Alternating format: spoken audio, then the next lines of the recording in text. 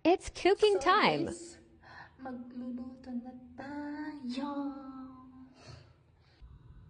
So guys, ito na yung karne natin. Naglagyan ko ng bawang, sibuyas, tapos asin. At naglagay na rin ako ng 2 pirasong bay leaves. And then, tubig.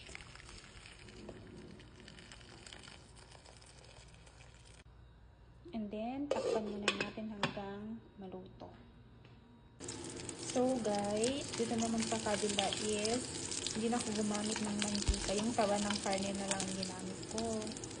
Then, sinunod ko na yung sibuyas at saka bawang. Pinagsabay ko na guys until mag-golden brown.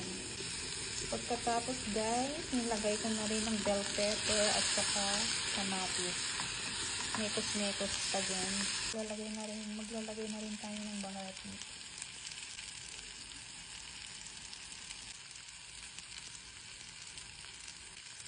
Konting paminta. Tapos naglagay na rin ako ng magic. Tapos tomato paste. Mix natin.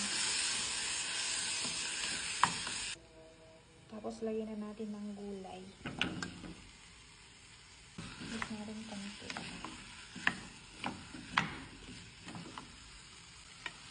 Then lagyan na natin itong tubig.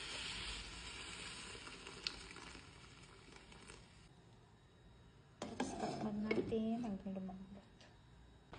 So guys, sa kabilang pan naman is naglagay ako ng maraming sibuyas, then mantika. Ayan.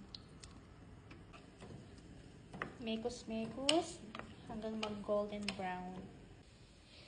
So guys, habang hinihintay nating maluto ang ating pananghalian is gagawin muna tayo ng salata. Nagimari teka lang ti bulbulong.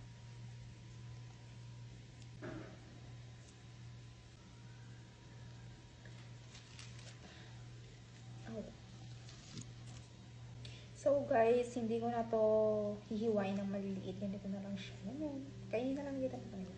Dito. Yan. Ganun.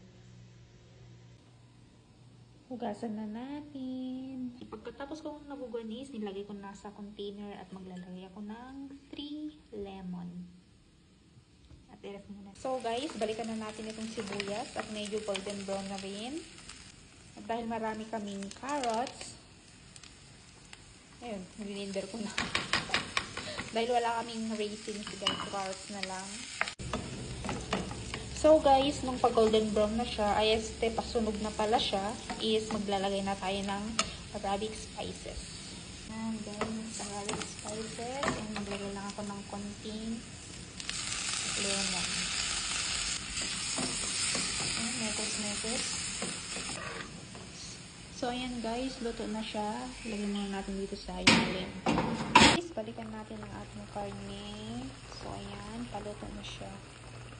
So, ayan guys, magngalngal muna tayo habang nagalisim gayam.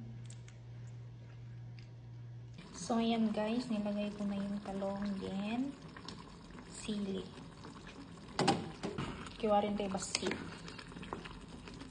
Then, luto na ang ating karne. Lagay na natin dito sa air fryer.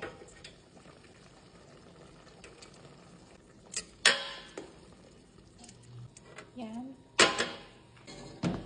Tapos yung mga sibuyas, bawang, lagay na rin na po natin. Yan, lagay na po natin.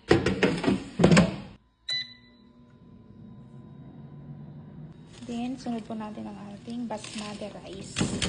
And 2 sili. Stop. Takpan muna natin siya. So, ayan guys, luto na ang ating rice. Lagay na natin yung ginawa natin kaninang sibuyas at carrots.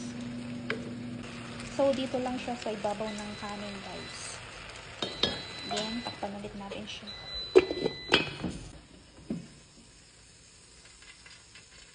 After 2,000 hours luto na ating lunch.